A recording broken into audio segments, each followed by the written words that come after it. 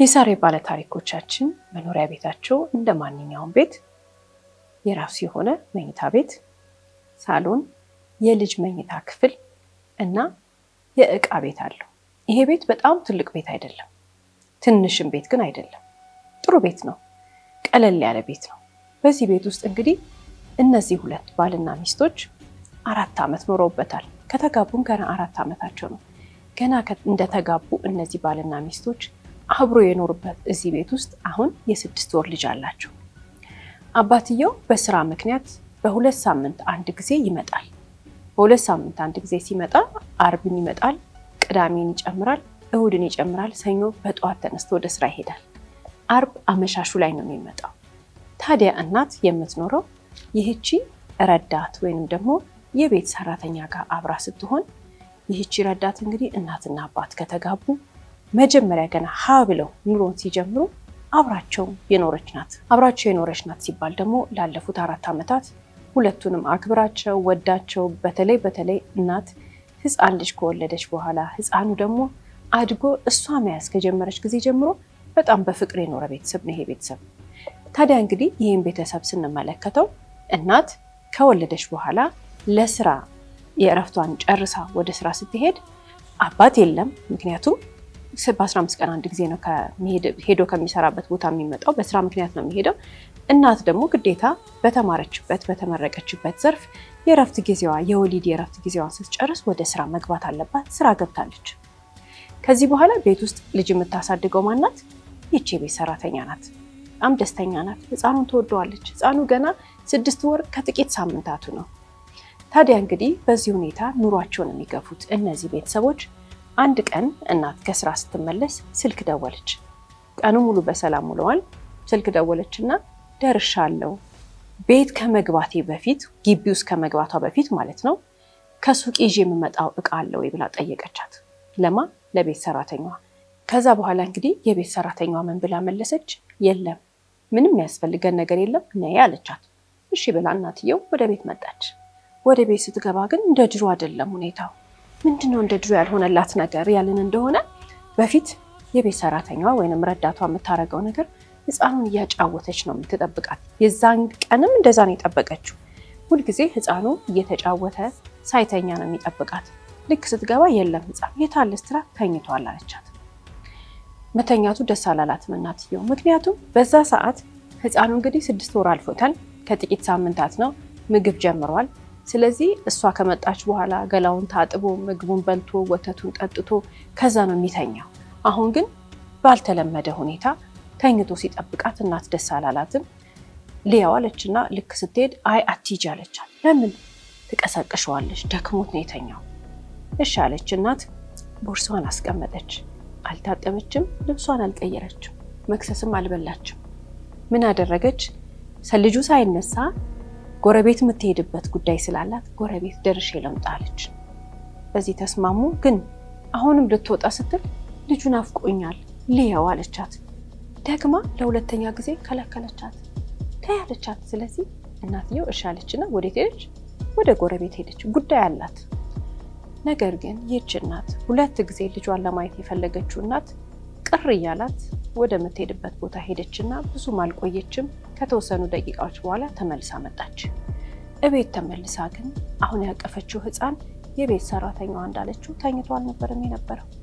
ህፃኑ አይተኛም፣ አያለቅስም፣ አይበላም፣ አይጠጣም፣ ምንም ነገር አያረግም። ኃይለኛ ትኩሳት አለው። በጣም የሚያሳዝን አስተያየት እናቱን ያያታል። ምን ያለው ድክም ብሎታል። ምን ሆኖ ነው? ምን በልቶ ነው ስትላት የቤት ሰራተኛዋ ምን የምትለው ነገር የለም። አሁን አንቺ ከመጣሽ በኋላ ነው እንደዚህ ሆኖ፣ ቀን ደህና ነበር አለቻት።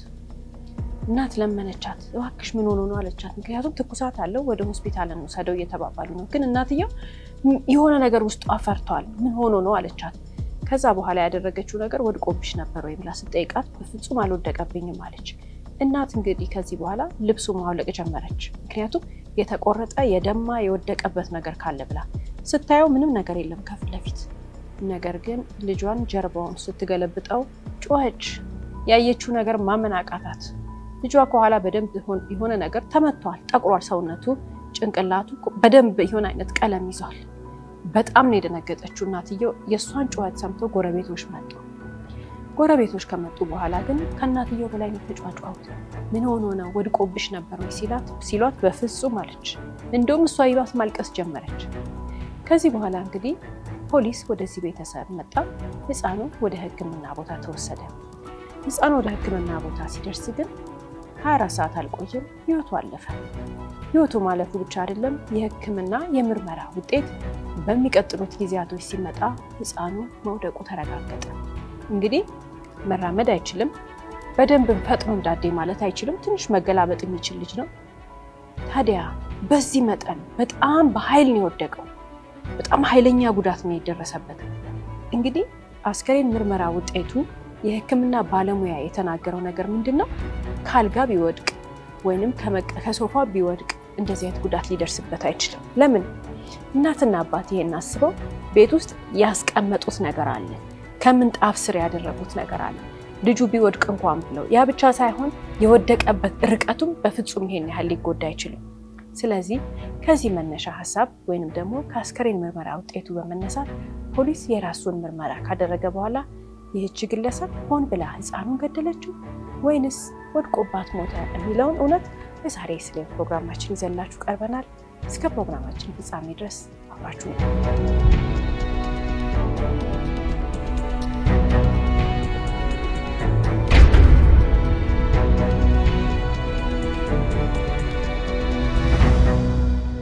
ሰላም የስሌት ፕሮግራም ተከታታዮቻችን፣ ስለ ህይወት ፍርድ የተሰጠባቸውን እውነተኛ የወንጀል ታሪኮችን በድራማ መልክ እያቀናበርን ይዘን የምንቀርብበት ፕሮግራማችን አሁን ይጀምራል። የዛሬውን ፕሮግራም ይዤላችሁ የቀረብኩት እኔ ብስራት ገመቹ ነኝ። እስከ ፕሮግራማችን ፍጻሜ ድረስ አብራችሁ እንድትቆዩ እንጋብዛለን። እናመሰግናለን። የዛን ቀን ጠዋት ህፃኑ ልጅ ላይ ይሄ አደጋ የደረሰ ቀን እንግዲህ እናት ከቤት ስትወጣ ኖርማል ቀን ነበር።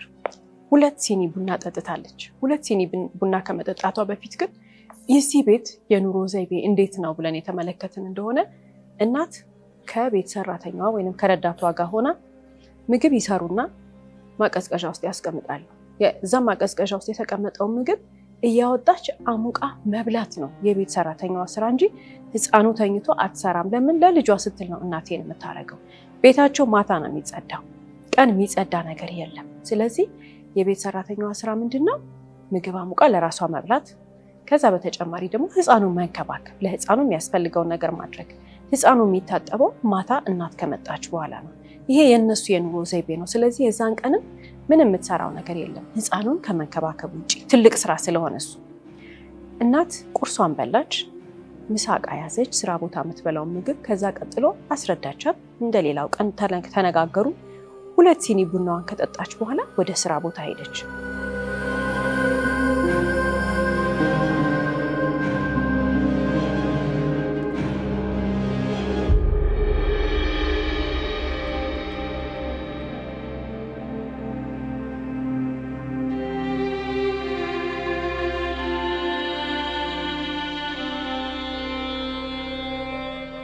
እዚህ ቤት ውስጥ 2 የሞባይል ስልኮች አሉ።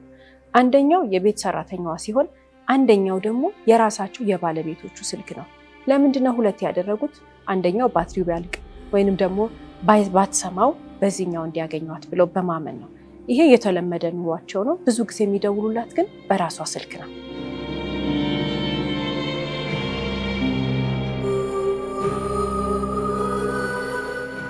ታዲያ አባትም በቀን 2-3 ይደውልላታል። እናት ስራ ባለችበት ሰዓት የተለመደ ነው። እናትም ትደውላለች፣ ወይ ደግሞ አባት ከደወለ ደውዬ ነበር ስለሚላት ላትደውል ትችላለች። በዛ ሁኔታ ኑሯቸውን እየገፉ እያሉ የዛን ቀን ግን የቤት ሰራተኛዋ እስከ ቀኑ 8 ሰዓት ድረስ ስልክ ታነሳ ነበር። ከዛ በኋላ ከ8 ሰዓት በኋላ ስልክ አላነሳችም ነበር። ለምንድን ነው ስልክ ማታነሳው ብለው በጣም ተጨነቁ። አባት 2 ጊዜ ደውሎ አናግረዋለች። እናትም 2 ጊዜ ደውላ አናግራታለች። አሁን ለመጀመሪያ ጊዜ 8 ሰዓት ላይ ስልክ አልመልስ ያለችው እናት ስትደውል ነበር። እናት ከዛ በሁለቱም ስልኮች ደወለች። ሁለቱም ስልኮች አይነሱም። ግራ ገባት። ለባሏ ደወለች። ስልክ ተነስቶልህ ነበር ስትለው እሷ እንዳትጨነቅ ብሎ አዎ አለ። ግን አባትየው አሳሰበው። ደግሞ 8 ሰዓት ነው እንግዲህ ይሄን ነገር የተነጋገሩት። 8 ተኩል 9 ሰዓት እያለ ትንሽ ደቂቃዎቹም ሰዓቶቹም 1 ሰዓት ከሩብ 1 ሰዓት ተኩል እያለ 9 ሰዓት ተኩል ካለፈ በኋላ መልሶ ደወለላትና አይ አላነሳለችኝ አላት። እናት ተጨነቀች። ወደ ጎረቤት ደወለች። ከጎረቤት ያለች ሰራተኛ ሂጅና ስልኩን አንሺ በያት ምን ሆና ነው አለቻት። የጎረቤት ሰራተኛ ከሄደች በኋላ 30 ደቂቃ ያክል ስልኳ አይነሳም ነበር። በኋላ ግን ደወለች። ይቅርታ ብላ ጠየቀቻትና ከዛ በኋላ አግባባቻት። በደንብ ነው ያወራቻት። ማሚዬ እንደዚህ ሆኖ ነው በዚህ ገብቶ በዚህ ወጥቶ። ስለዚህ እናት ተቆጣች። እኔ እኮ ጨነቃለሁ ብላ ነገረቻት። እንቅልፍ ወስዶኝ ነው አለችና ከዛ በኋላ ልጁም አለ በላ ጠጣ ተኛ እንደዚህ ያደረግን እንደዚህ ያደረገን አለቻት። ደህና ነን አለቻት። የዚህን ያክል በየሰዓቱ የሚደውሉ እናትና አባት ናቸው። ከዚህ በኋላ እንግዲህ 11 ሰዓት እስከሚሞላ ድረስ እናትም አባትም አልደወሉ። 11 ሰዓት እናት ከስራ ወጣች። ከስራ ከወጣች በኋላ እንደ ማንኛውም ጊዜ እቤት ጋር ስትደርስ ምን ይዤ ልምጣ ከሱቅ ብላ ስትደውልላት ያኔም ኖርማል ሆና ነው ያዋራቻት። ኖርማል ሆና አዋራቻት ሲባል ደግሞ ምንድነው ነይ ምንም ነገር የለም፣ ቁጣ የለ፣ ሐዘን የለ፣ ፍርሃት የለ፣ ምንም ነገር የለም። በሰላም ጥላ የሄደችውን ልጇን አለ ተኝቶ ነው እንደዚህ ሆኖ ነው ስትላት የነበረችው የቤት ሰራተኛ በስተመጨረሻ አሁን ግን ከ24 ሰዓት በኋላ ህይወቱ አልፏል። በጣም ያዘነችው ነገር እናት ባልጠበቀችው ጊዜና ሰዓት እንደ ማንኛውም ቀን በጠዋት ልጇን ሰጥታት ወጣ። አሁን ግን ልጇ እንደሌለ ስታስብ ውስጧ በጣም ተጎድቷል። ይህች እናት በፍጥነት ባሏ ካለበት ቦታ መጣ። የአስከሬን ምርመራ ውጤት ከተጠናቀቀ በኋላ ለቤተሰብ አስከሬን ተሰጠና የቀብር ስነስርዓት ተፈጸመ። በዚህ ሰዓት ግን ፖሊስ ስራውን ጀምሯል። የህፃኑ የሞቱ ምክንያት ምንድነው፣ እንዴት ነው የሞተው የሚለውን ለማጣራት ማለት ነው። ሰዎች ይጠይቋታል። እሷ እንደውም መቆጣት ጀመረች። እሷ ብቻ አይደለችም መቆጣት የጀመረችው። ጥላው ነው ወድቆ ነው አውቃ ነው ምናምን ሲሉ ሰዎች የህፃኑ እናትና አባት ሀዘናቸውን በስነ ስርዓት ማዘን እንደሚፈልጉ እሷን ደግሞ ማጣት እንደማይፈልጉ፣ ምክንያቱም የልጁ ሰራተኛ ሞግዚት ምናምን የሚል ሳይሆን እናት የሚለውን አይነት አርዕስት ሰጥተዋታል። ይህንን ህፃን ተወልዶ አይደለም የምታውቀው።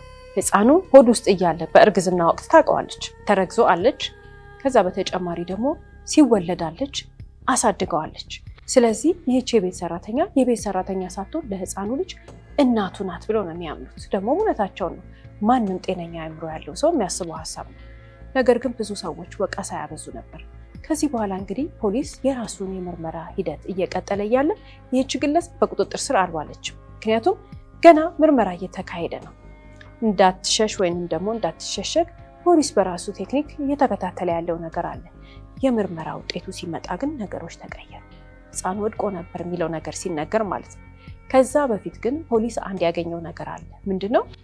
ቤቱ የፍርድ ቤት የብርበራ ፈቃድ ከወጣ በኋላ ህጋዊ ሆኖ ሄዶ ቤቱ ተበርብሯል።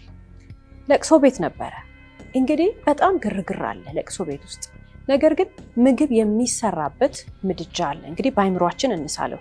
ይሄ ምግብ የሚሰራበት ምድጃ ይሄ ነው ብንል፣ ለምሳሌ እዚህ ጋር አንድ ድስት ይጥዳል፣ እዚህ ጋር አንድ ድስት ይጥዳል፣ የተለያየ ድስት የሚጥድ ነው። ይሄ ምድጃ እዚህ ጋር ካለ ከጎኑ ደግሞ አንድ ከእንጨት የተሰራ የምግብ መደርደሪያ አለ።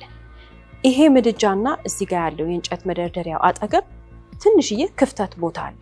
እዛ ክፍተት ቦታ ውስጥ በጣም የፈሶ የደረቀ ወጥ አለ። ከዛስ እዚህ ጋር እንግዲህ ፖሊስ ያለ ምክንያት አይደለም ይሄንን ያየው።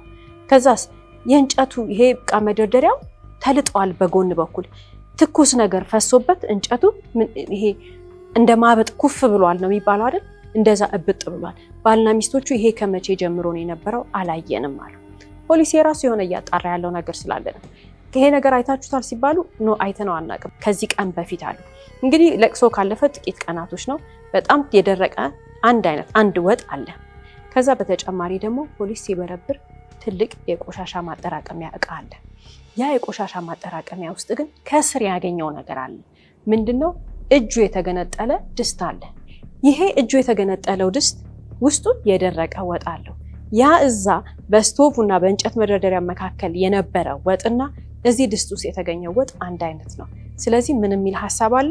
ይህች የቤት ሰራተኛ እንግዲህ ወጥ አሮባት እዛ ድስት ውስጥ፣ ነገር ግን ህፃኑን ይዛ መታ ያንን ወጥ ልታነሳ ስትል ተንሸራታ ወድቃለች ማለት ነው።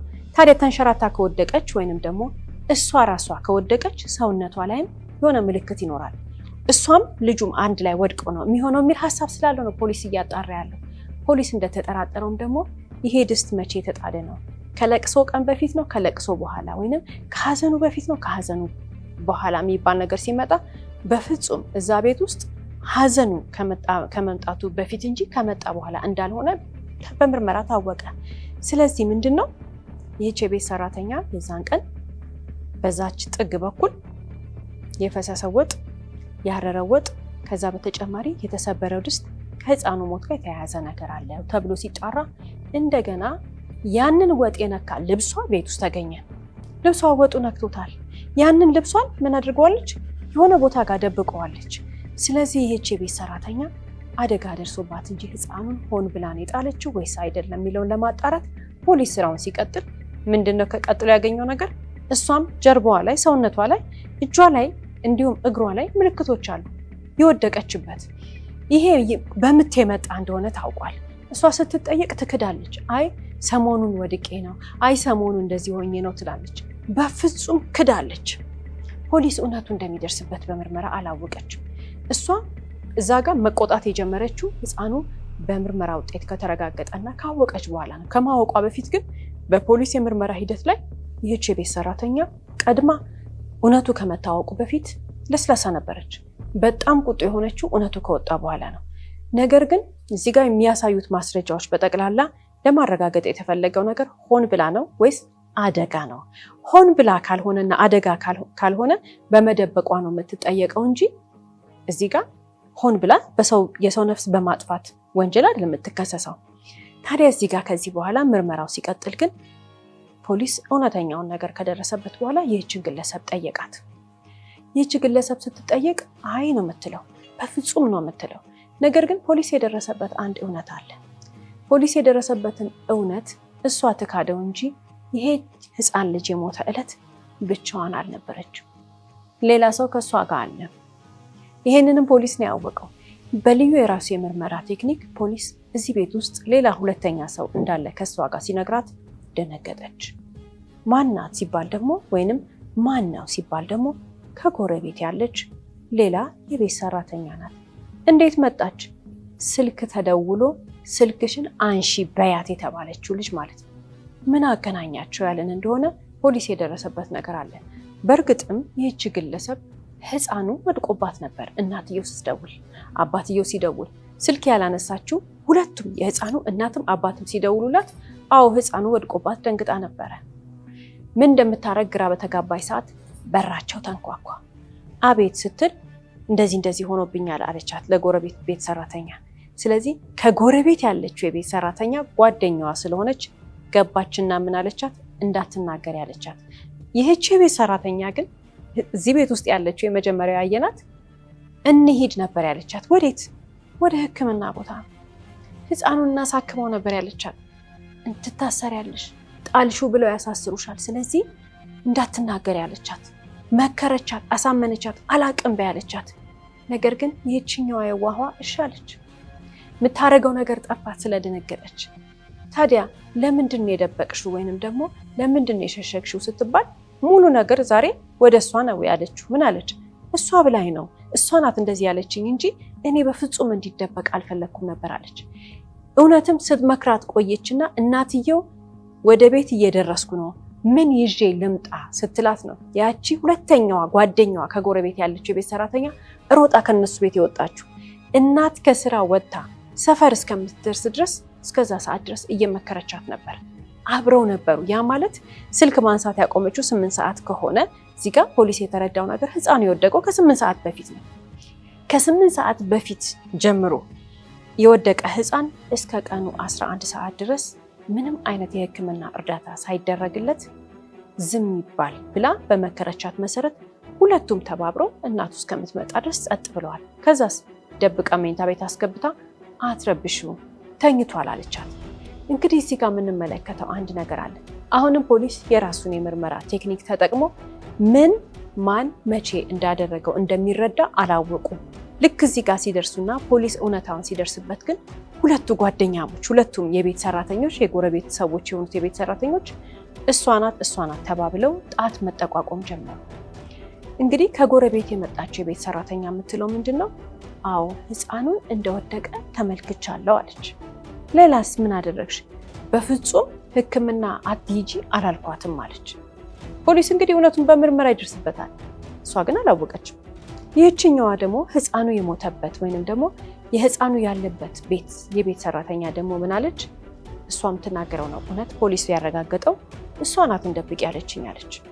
ከዚህ በኋላ እንግዲህ ይህች የቤት ሰራተኛ ያደረገችው ነገር ሙሉ ለሙሉ እውነቱ ታወቀ። ከጎረቤት የመጣች ሰራተኛም እሷም ሁለቱም ለፍርድ ቀረቡ ማለት ነው። ከዚህ በኋላ እንግዲህ የቤት ሰራተኛዋ እሷ ናት ነፍስ ያጠፋችው። ስለዚህ ትልቁን ፍርድ የተቀበለችው እሷ ነች። ይህች የቤት ሰራተኛ 25 ዓመት ጽኑ እስራት ቢፈረድባትም ከሷ ያልተናነሰ ነገር ግን በጥቂት ዓመታት ቀነስ ያለ ደግሞ ተባባሪዋ ግለሰብ እውነትን በመደበቋ ወንጀልን በመሸፈኗ ተመሳሳይ የሆነ ቅጣት ተቀብላለች ማለት ነው። የህፃኑ ወላጆች እንግዲህ በጣም በሀዘን ልባቸው ተሰብሯል፣ አዝነዋል። የተፈጠረውን ነገር ማመን አቅቷቸዋል። ከሁሉም ያሳዘናቸው ግን እንደ ልጃቸው የሚያዩዋት እንደ እህታቸው የሚያዩዋት ግለሰብ ህፃኑንም እንደ ራሷ ልጅ ነው የምታየው ብለው ሲከራከሩላት የነበረችው ረዳት የቤት ሰራተኛ ይሄንን ማድረጓ በጣም ያስደነገጣቸው። ይህች የቤት ሰራተኛ እንግዲህ ለባልና ሚስቱ እንደዚህ አይነት መልካም እህት መልካም ረዳት ነች አይደል? ለጎረቤት ሰውስ፣ ለሁለቱም ባልና ሚስቶች ዘመዶችስ ምን አይነት ናት ያለን እንደሆነ ከነሱ በላይ የምትወደድ ከባልና ሚስቱ በላይ በቤተሰቦቻቸው ዘንድ የምትወደድ ነች። በ4 ዓመት ውስጥ ይህንን ነገር ያተረፈችው በጎረቤትሳ በጣም የምትገርም ግለሰብ ናት። ለዚህ ነው ባልና ሚስቱ የሚወዷት። ለምንድን ነው ጎረቤት ሄዳ መልእክት የምታደርስ ወይንም ደግሞ ከጎረቤት መልእክት የምትቀበል ብቻ አይደለችም። ባልና ሚስቱ ከጎረቤቶቻቸው ጋር ላለፉት 4 ዓመታት ተግባብተው ጥሩ ግንኙነት እንዲኖራቸው ትልቁን ድርሻ የተጫወተችው እሷ ናት። በጣም ሶሻብል ናት። ትሄዳለች፣ ትግባባለች። እነ ከሌ ቤት የታመመ ሰው አለ፣ እነ ከሌ ቤት እንደዚህ ያለ ምናምን እያለች በጣም የምትቀርብ ሰው ናት። ከጎረቤት ጋር በጣም የምትግባባ ሰው ናት። ይህች ግለሰብ ሌላው ባህሪዋ ምንድን ነው? ዘመዶች ሲመጡ በጣም የምታስተናግድ ናት። አንዳንድ ጊዜ እቤት እደሩ እያለች የምታስቸግር እንደሆነች ይናገራሉ። በርካቶች ታዲያ ይሄ አደጋ ሲደርስ ለሁለት ተከፍለዋል። ትጠየቅ እሷ ናት የጣለችው ያሉ ሰዎች አሉ። በፍጹም አትጥለውም ብለውም የተከራከሩ አሉ። ለምንድን ነው? በጣም የምትወደድ ሰው ነች። ርህራሄዋ፣ ደግነቷ፣ ህፃኑን መውደዷ፣ እነዚህም ባልና ሚስት መውደዷ፣ ማክበሯ፣ የማይቀያየር ስብዕና ይዛ መኖሯን በርካቶች ጎረቤቶች ይናገራሉ። በርካቶች ዘመዶቻቸው ይናገራሉ። ነገር ግን ቀላል የማይባሉ ሰዎች ደግሞ ህፃኑ ከሞተ በኋላ ወይንም ደግሞ ህፃኑ ይሄ አደጋ ደርሶበት ሞተ ከተባለ በኋላ ጀርባቸውን ሰጥተዋታል፣ ተናደውባታል። ትጠየቅ በህግ እያሉ መቆጣትም አብዝተዋል። ነገር ግን ትክክለኛው ስዕል ምንድን ነው የዛን ቀን የተፈጠረው የሚለውን ነገር ፖሊስ ያስቀመጠው ነገር አለ። እያንዳንዷን ዲቴል ግን ማወቅ ስለፈለጉ ከፍርድ በኋላ ሄደው የጠየቋት ቤተሰቦቿ ናቸው።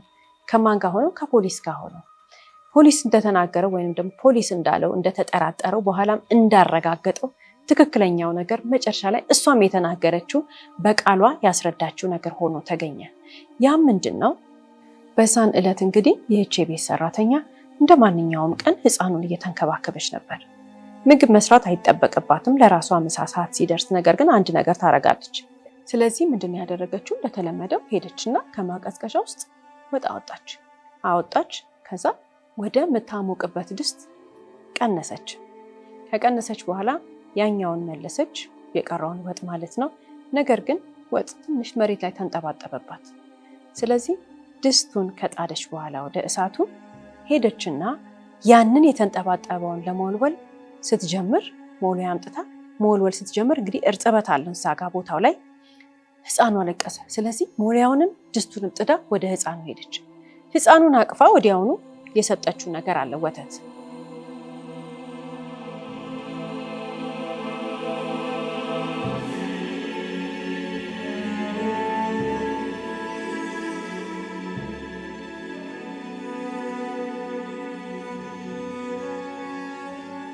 ወተት እየሰጠችው ትዝ ሲላት ድስት ጥዳለች። ስለዚህ በፍጥነት መጣች። እዛ ጋር የመወልወያው እርጥበት አለ፣ አንሸራተታት። ሲያንሸራተታት ግን እንግዲህ ያረረውን ድስት ይዛለች። ህፃኑን እያጠባች በነበረ ሰዓት ወጡ አሯል። ስለዚህ ልብ ማለት መቻል አለብን። መሬት ላይ እርጥበት አለ፣ የመወልወያው እርጥበት አንሸራተታት። ሲያንሸራተታት የዛን ጊዜ ድስቱም ወደ ጎን ተገለበጠ። በዛ ምክንያት ነው ከጎን ያለው እንጨት ኩፍ ያለውና እዛ ጋር ወጡ የደረቀው። የድስቱ እጀታ ተገነጠለ። ከዛ በተጨማሪ ደግሞ እሷ ህፃኑን ይዛ ወደኋላ ወደቀች። በጣም መጥፎ አወዳደቅ ነው የወደቀችው። በጣም ነው ህፃኑ የወደቀው ወደ ታች ወደ ኋላ ነው። በኃይል ነው የመታው የዛ የኪችኑ መሬት ማለት ነው። እንግዲህ መረዳት አለብን። ብዙውን ጊዜ ወጥ ቤቶች ወይንም እቃ ቤቶች ኪችኖች በምን እንደሚሰሩ እናውቃለን። መሬታቸው ያ ነው ህፃኑን የመታው። በዛ ሰዓት እንግዲህ እሷ በጣም ስለደነገጠች እየተርበተበተች እያለ ስልክ ሳታነሳላቸው ስትቀር በደነገጠች ሰዓት ደግሞ ማመጣ ስልክ አንሺ ተብላ የቤት ሰራተኛ የጎረቤታቸው ማለት ነው የጎረቤት የቤት ሰራተኛዋ ግን እሷ ወደ ሕክምና እንውሰደው ልጁ እየታመመብኝ ነው ስትላት በፍጹም ብላ የእናት መምጫ ሰዓት እስከሚደርስ ድረስ ስትመክራት ከቆየች በኋላ እንግዲህ እናትየው መጥታ በስተመጨረሻ እውነቱን እስከመታቅ ድረስ የህፃን ልጅ ያንን ሁሉ ሰዓት ህመም ውስጥ ሆኖ ግን አላለቀሰም። ትኩሳቱ በጣም ጨምሮ ቅዝቅዝ ብሎ ዝም ነበር ያለው። ልጁ ምንም ነገር አይልም ነበረ። የደከመ አይን ብቻ ነበር የሚያሳየው። በጣም በሚያሳዝን ሁኔታ ግን ህይወቱ አለፈ ማለት ነው። የዛን ቀን የተፈጠረው አደጋ ይሄ ነበረ ማለት ነው።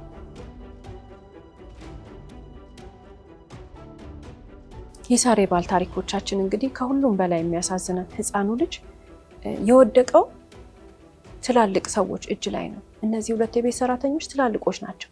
ግን ህይወታቸውን ኑሯቸውን አንድ ነገር ሲፈጠርባቸው አንድ አደጋ ሲፈጠር አንድ ጥፋት ቢያጠፉም እንኳን እንዴት አድርገው በጥበብ ህይወታቸውን መምራት እንዳለባቸው ማያውቁ ሴቶች ናቸው። ለዚህ ነው የሰው ልጅ ህይወቱን ሲመራ የሰው ልጅ የዕለት ተዕለት ተግባሩን ሲያካሂድ በጥበብና በማስተዋል ካልሆነ በስተቀር የሚገጥመን ነገር ትንሿ ነገር በጣም ትልቅ ትሆንና ልናስተካክለው ወይንም ልናርመው የማንችለው ሌላ ትልቅ ጥፋት ትወልዳለች።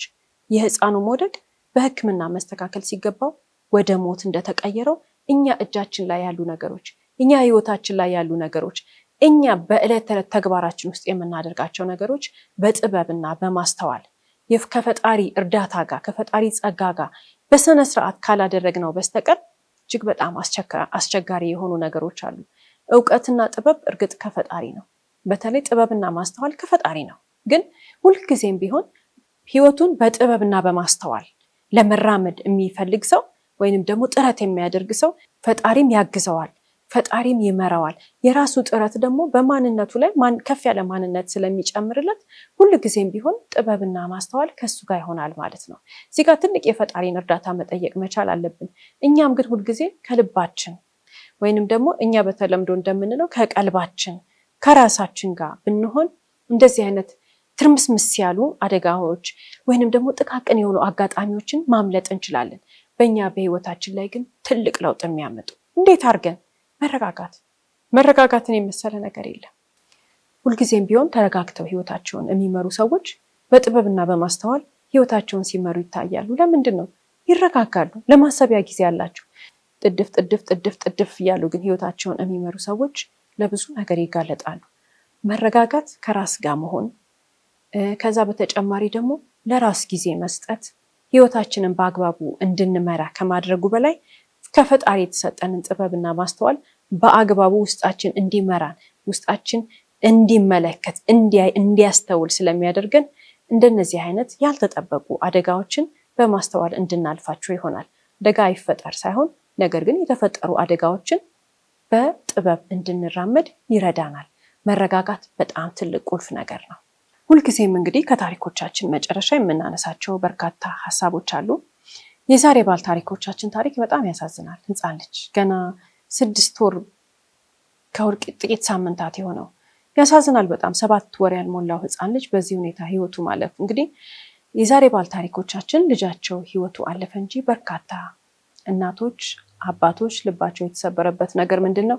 ልጆቻቸው በተመሳሳይ አይነት ሁኔታ የመውደቅ አደጋ ሲደርስባቸው ሕክምና ተደብቆ ወይንም ደግሞ መውደቃቸው ሳይነገር ቀርቶ በርካታ ህፃናት በርካታ አይነት ጉዳት ደርሶባቸዋል። ለዘላለም የማይድን ህመም የደረሰባቸው ህፃናት አሉ። አሳዛኝ በሆነ ሁኔታ እንደ ዛሬ ባል ታሪኮቻችን ህይወታቸውን ያጠዋሉ።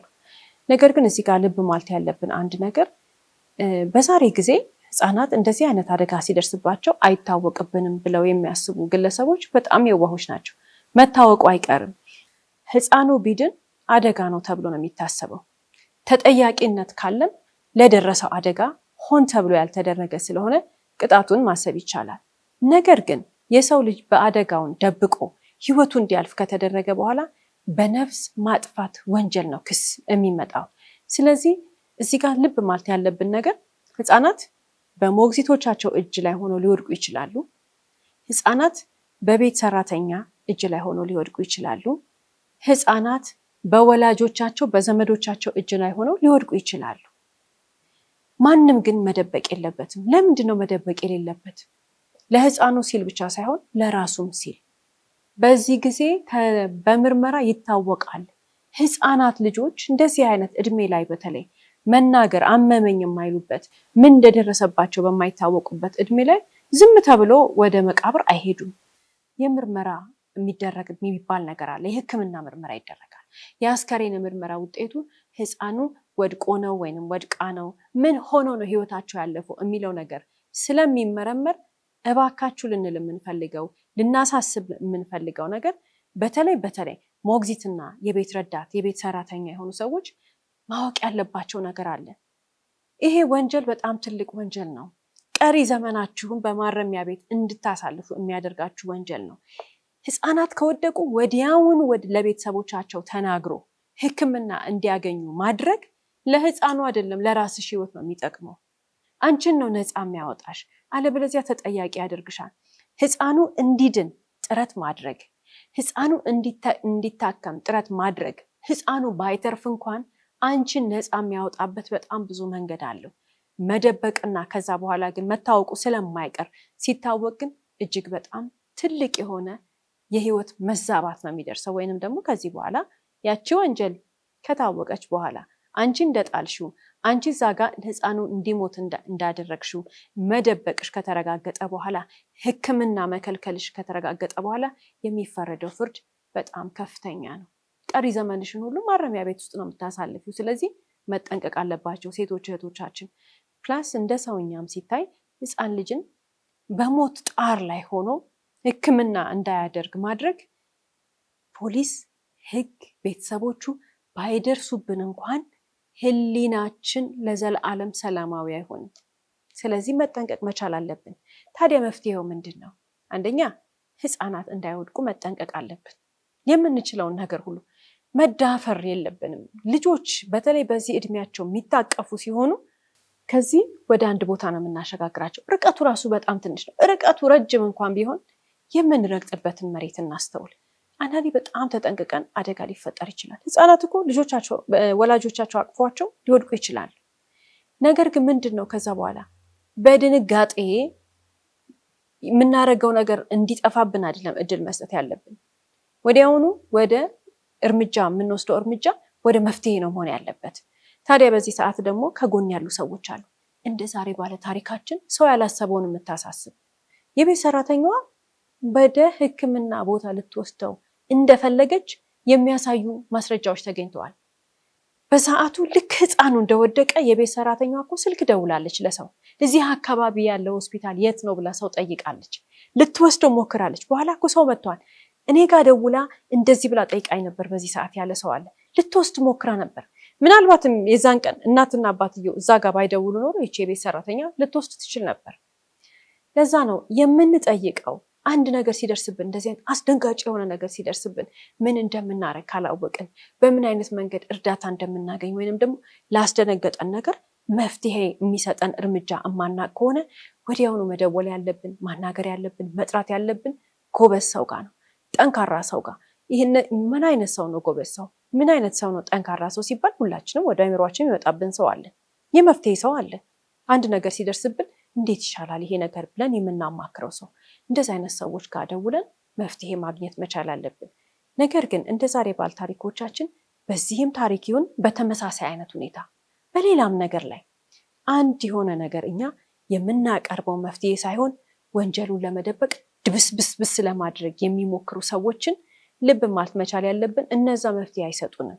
እንደውም ፍርዱ ከፍ እንዲል ነው የሚያደርጉት። በአንድ ወቅት እዚህ ስለ ህይወት ፕሮግራማችን ላይ ያቀረብነው ፕሮግራም አለ።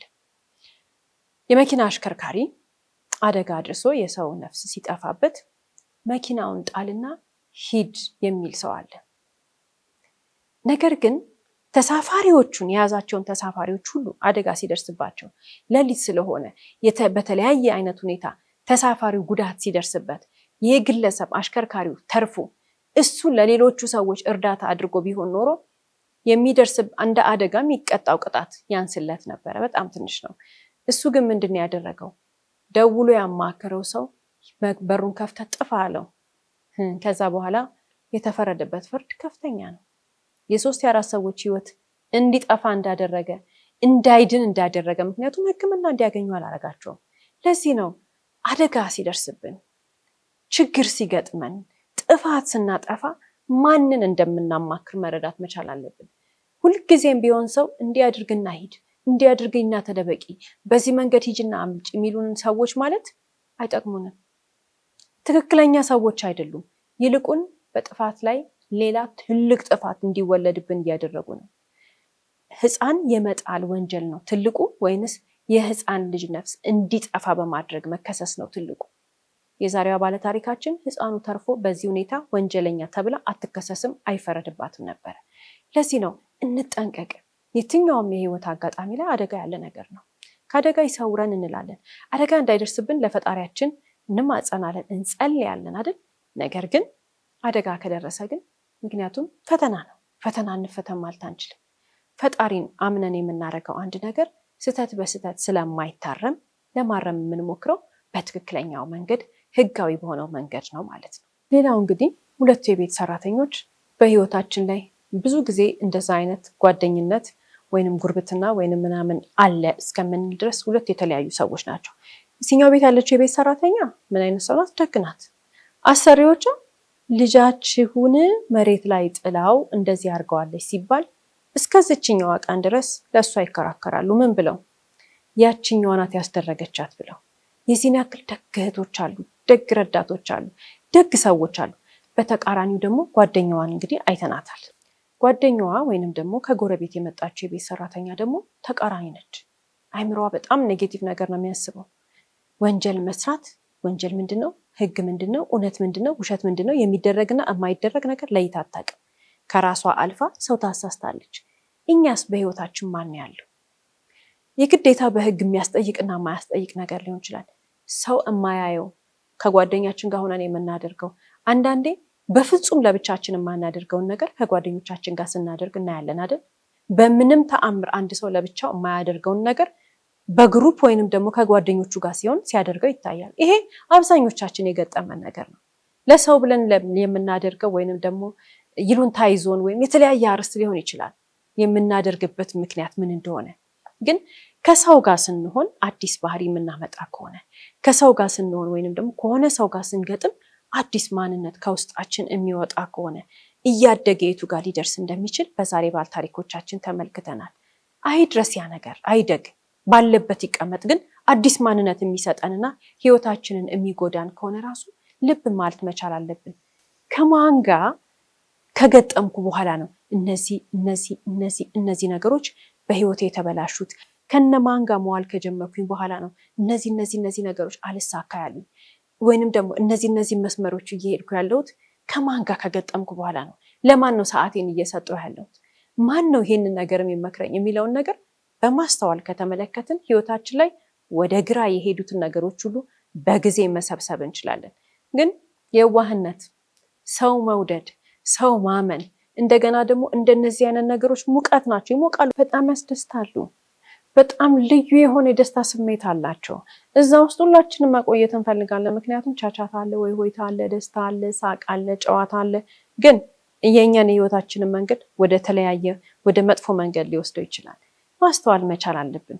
የግዴታ ወንጀል ባይሆን እንኳን ህይወታችንን ወደ አልተገባ መንገድ የሚወስደው ከሆነ፣ ለራሳችን ለብቻችን ስንሆን የማናደርገውን ነገር ከሆነ ሰው ጋር ስንሆን የምናደርግ ከሆነ፣ የሆነ ግሩፕ ውስጥ ስንገባ የምናደርጋቸው የምንለማመዳቸው ነገሮች ክፉ እንደሆኑ እያወቅን ከመጣን ራሳችንን ማዳን አለብን። ለምን? ኃላፊነት አለብን። የራሳችን ህይወት ለራሳችን፣ የኔ ህይወት እኔ ነኝ ኃላፊነት ያለብኝ አይደል? እንደገና ደግሞ የሁላችንም ደግሞ ከራሳችን ህይወት አልፎ የሌሎች ብዙ ኃላፊነት አለብን። ኃላፊነታችንን መርሳት የለብንም። ማንነታችንን መገንባት የምንችለው ራሳችን የምናምንበትን ነገር ብቻ አድርገን የምንራመድ ከሆነ ነው።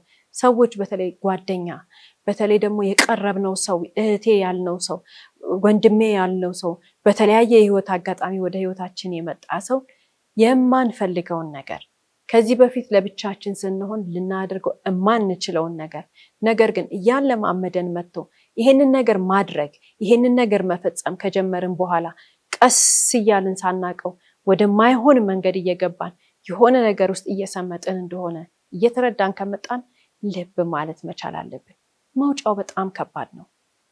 መውጫው በጣም ሩቅ ነው። ስለዚህ በነቃን ሰዓት እዛ የነቃንበት ቦታ ጋር ሆነን ለመውጣት መሞከር ማለት ጉዞውን አሳጠር ነው ማለት ነው። የኪሳራን መንገድ ቆረጥን ማለት ነው።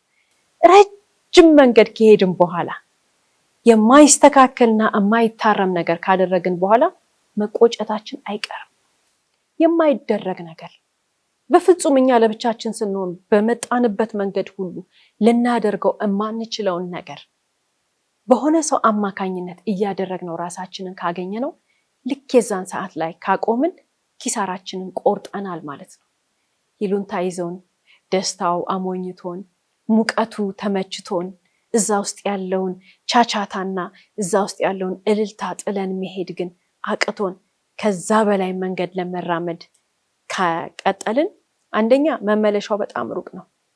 ወደዚህ ተመልሰን ጥፋትን ባላንስ ለማድረግ ከትክክለኛው ነገር ጋር ለማስተካከል በጣም እንቸገራለን። ሌላስ እዚህ ጋር ሁለተኛ ጉዳት አለው። ለምን ነቅተን ነበር አይደል?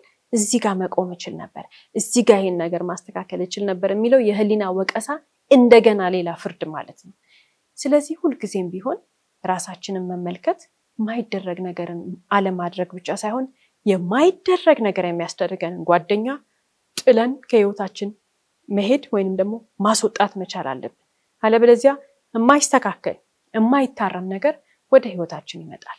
እንግዲህ የዛሬ ባል ታሪኮቻችንን ታሪክ ተመልክተን ከጎረቤት የመጣችው ለዚህ ህፃን ልጅ መሞት ትልቁን ድርሻ የተጫወተችው ወይንም ደግሞ የምትወስደው ከጎረቤት የመጣችው የቤት ሰራተኛ ናት።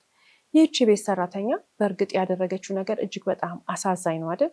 ነገር ግን በርካታ ሰዎች በተመሳሳይ አይነት ሁኔታ ሲታለሉ እንመለከታለን። ከራሳቸው አልፈው ይህች የቤት ሰራተኛ ራሷን ጎድታለች። እሷም ቢሆን ትልቅ ቅጣት ነው የተቀጣችው።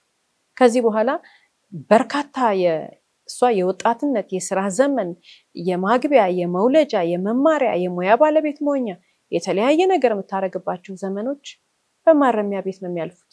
ይህች ሰው እንግዲህ ከማረሚያ ቤት ስትወጣ ትልቅ ሰው ናት። መረዳት መቻል ያለብን ለምንድን ነው እዚህ ውስጥ የገባችው? ሞኝ ስለሆነች፣ ማስተዋል ስለማትችል፣ በማስተዋል ስለማትረማመድ ነው። ለዛ ነው ከህግ በላይ መሆን የሚፈልጉ ሰዎች፣ ፈጣሪን በድፍረት የሚመለከቱ ሰዎች ከጎናችን ሲሆኑ ቶሎ ብለን ለህግ አካላት አሳልፈን መስጠት መቻል አለብን። በፍጹም በእንደነዛ አይነት ሰዎች መታለል የለብንም። አንዳንድ ሰው በተፈጥሮ ትምክህት ነው፣ ትዕቢት ነው ወይንስ አለማወቅ ነው ብለን ራሱ ለመፍረድ በጣም እንቸገራለን።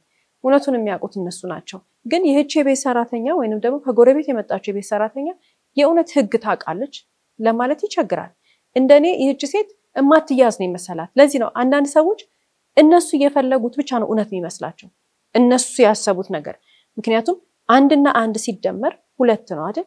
አንድና አንድ ሲደመር ሶስት ነው ብሎ ለማመን የፈለገ ሰው ሶስት ነው እያለ እሱ ያወራል፣ ለውስጡ ያምናል። ግን ሁለት ነው። ልክ እንደዛ ነው። አይያዝም፣ አይታወቅም። እንዲህ አድርጊ ብላን መከረቻት። አንዳንዴ እንደዚህ አይነት ሰዎች ይገጥሙናል በህይወታችን። እንደዚህ አይነት ሰዎች አሉ በህይወት ላይ። እነሱ የሚፈልጉት እውነት የሚመስላቸው እጃቸውን የሚነክሩበት ነገር አይምሯቸው ምንድን ነው ብለን ማመን እስከሚያቅተን ድረስ የዛ ነገር ውስጥ እጃቸውን ሲያስገቡ የሚመስላቸው እነሱ ውጤቱ እነሱ የሚፈልጉት ነገር ነው። አይደለም። ሁልጊዜም ቢሆን ውጤት እውነት ነው። እውነትን መረዳት ለራስ ጤንነት ነው። እንደነዚህ አይነት ሰዎች እንዳያሳስቱን። እንደነዚህ አይነት ሰዎች እውነትና ውሸት የተደበላለቀባቸው ትክክል የሆነና ትክክል ያልሆነ ነገር ማስተዋል የማይችሉ ሰዎች በህይወታችን ገብተው እንዳያሳስቱን ልብ ማለት መቻል አለብን። ምን አይነት ሰዎች ናቸው እነዚህ? ቢጫ ቀለም እያየን ቀይ ነው ብሎ ድርቅ ይላሉ። ነጭ ነገር እያየን ጥቁር ነው ብሎ ድርቅ ይላሉ። በምን ትርጉሙ ሌላ፣ የህይወት ኤክስፔሪየንሳችን ሌላ ሆኖ የሆነ ነገር እያየን ያ ነገር አይደለም ብለው ይከራከሩናል። አይ ይሄ እንዲህ ነው ብለው። እንደነዚህ አይነት ሰዎች ናቸው ነገ ጠዋት የማይደረግ ነገር ምንም አይመጣም እኮ ምንም ችግር የለም እናድርገው ብሎ የሚያስደርጉን ልብ ማለት መቻል አለብን። ይህቺ ከጎረቤት የመጣችው የቤት ሰራተኛ ማለት እውነትና ውሸትን አታውቅም፣ ህግ ምን እንደሆነ አታውቅም፣ ፈጣሪ ምን እንደሆነ አታውቅም። ከዛ በተጨማሪ ደግሞ ለህፃን ልጅ የሚራራ አንጀት የላትም። ህፃኑ ልጅ ይሄኔ ደም ውስጡ ፈሷል እያለች ወይ ሰውነት ውስጥ የተሰባበረ አጥንት ይኖራል ወይ ያመመው ይሆናል፣ ምንም አልተሰማትም። የሚራራ አንጀት የላትም ነው፣ ውስጧ ሰላማዊ አይደለም ነው፣ ጨካኝ ናት ነው። እሷ ናት የምታውቀው ትክክለኛ ስሜቷን። ወይም ሁላችንም የምንረዳው ነገር አለ። ግን ትልቁ ነገር ምንድን ነው? እንደነዚህ አይነት ሰዎች አጠገባችን ካሉ ነገ የማይደረግ ነገር ስለሚያስደርጉን ጥንቃቄ ማድረግ መቻል አለብን። እንደነዚህ አይነት ሰዎች የማይራሩት ለሰው ልጅ ወይ ለጎረቤት አይደለም፣ ለራሳቸውም ልጅ አይራሩ። ይሄ ባህሪ ራሱን በተለያየ መንገድ ነው የሚገልጠው። እዚህ ጋር በሰው ልጅ በመውደቅ አየነው አይደል? እዛ ጋር በሌላ በምግብ ብናያት እናት እንግዲህ በባህሪዋ ራሷ አትጎርስም። መጀመሪያ ለልጆቿ ናል። እቺ ግን ብትሆን ለራሷ ነው የምትጎርሰው። የለማ እዚህ ጋር ነው እኮ ችግሩ፣ አስተሳሰብ ላይ ነው ችግሩ። ስለዚህ ከእንደነዚህ አይነት ሰዎች መቆጠብ ብልጠት ነው። የምንወዳቸውንም ራሳችንንም ከብዙ ክፉ ነገር መታደግ ስለሆነ ማለት ነው። እስከ ፕሮግራማችን ፍጻሜ ድረስ አብራችሁን ስለቆያችሁ እናመሰግናለን።